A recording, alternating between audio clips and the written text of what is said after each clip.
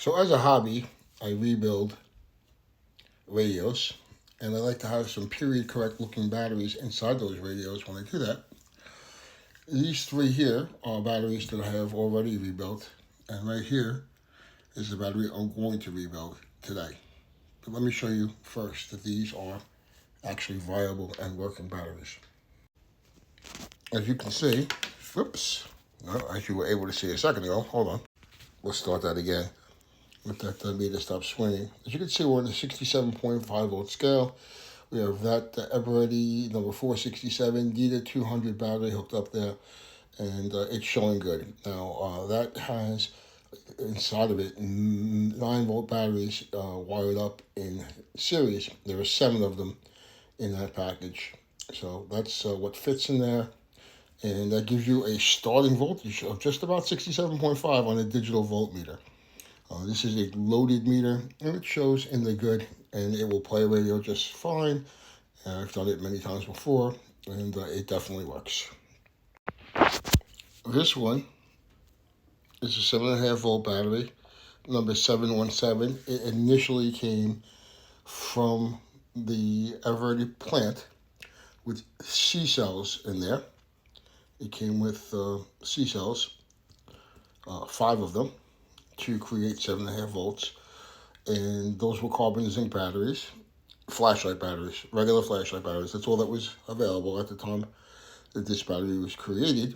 I have installed in there, in place of those 5 alkaline AA batteries. The capacity will be greater than the original, and it will work just fine. Same voltage, a different type of battery, capacity higher, as the alkalines have a higher capacity than the original carbon zinc that were in there. As you can see on the 7.5 volt scale, we're right at the end of the scale. It's reading perfection there. So, yep, this will work just fine. Not only is it good, but it's on the outer edge of good. Right as that meter is calibrated, it is perfect. And lastly, on the 1.5 volt scale showing good, we have this EVEREADY battery. I am looking for a source for labels from the 50s. This is from the late 30s and into the early 40s. These batteries, this type of label was around before the 50s, and I do have some tube radios from the 50s. So on those, I don't have anything period correct to install in them. These batteries would not have been around in the 50s. Even if they were stored, they would have been dead by then. So you never would have seen one of these in a 1950s tube radio. So I need something later. A label for something later. I can't find anything online. These labels I can find online.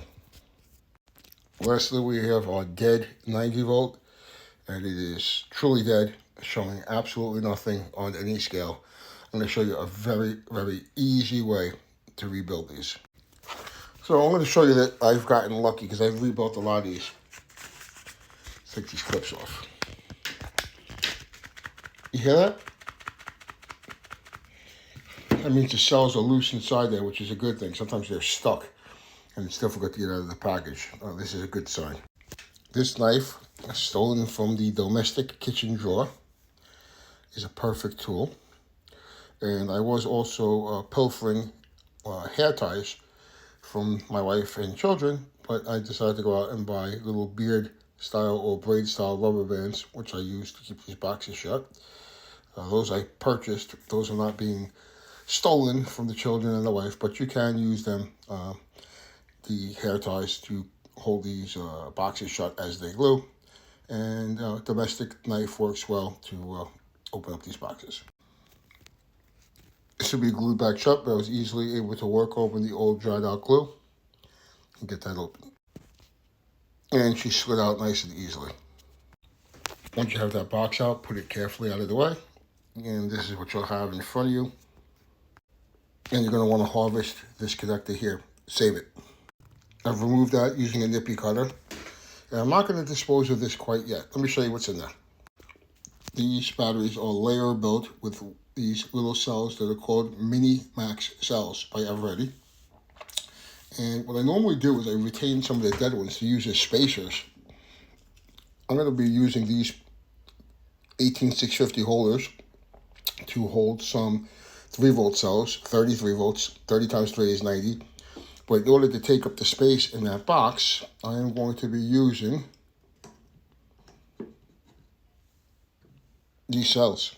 So right here, I'm going to clip that right there, and we're going to retain those cells as spacers. And this is what two mini-max cells together look like. They're little mini carbon zinc batteries. Okay, 3-volt batteries. And you see that there's 5 to a sleeve, and there are 6 sleeves. So if you do the math, that is 30 batteries altogether, 15 per holder. Let's get to work putting those in there, and we'll show you what goes on. Okay, we have our 15 cells in front of us. Now let's start to build the battery. Okay, there's one completed cell, and I'm using washers to take up the space.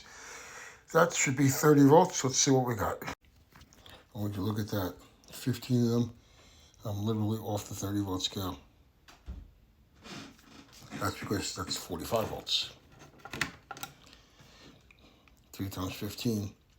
Mathematical, yeah, I'm not too mathematical. All right, so 45. All right, there we go. 45, we show good on the 45 volt scale. So there's my completed 90 volt cell using those batteries I showed you. I've got washers in there as a spacer. As you can see on the 90 volt scale, we are showing that we are good. So, yep, let's continue. All right, we've now soldered the connector on, and after every step, you always want to check just to make sure anything didn't go wrong. Remember we said we were going to use the old batteries as a spacer. One final test before gluing the box shut. I have just a little bit of glue on there. Don't go crazy with the glue. You might want to rebuild this battery one more time if you're going to, or multiple more times if you're going to be using it with any kind of regularity in the radio. And there you have it. A rebuilt 90 volt EVEREADY Needle 214 number 479, ready to be installed in a radio and operate. So now you can see how you can do this yourself. You can rebuild one of these batteries. These cells I get on Amazon very inexpensively, like $5 for 30 of them. So this battery is like $5 to rebuild.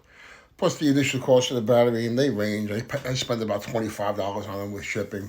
So it's a $30 battery, but for my hobby, that's what it costs to have a period correct looking battery in it. I could just stick one of those holders in there with some batteries without the box, and it would work great.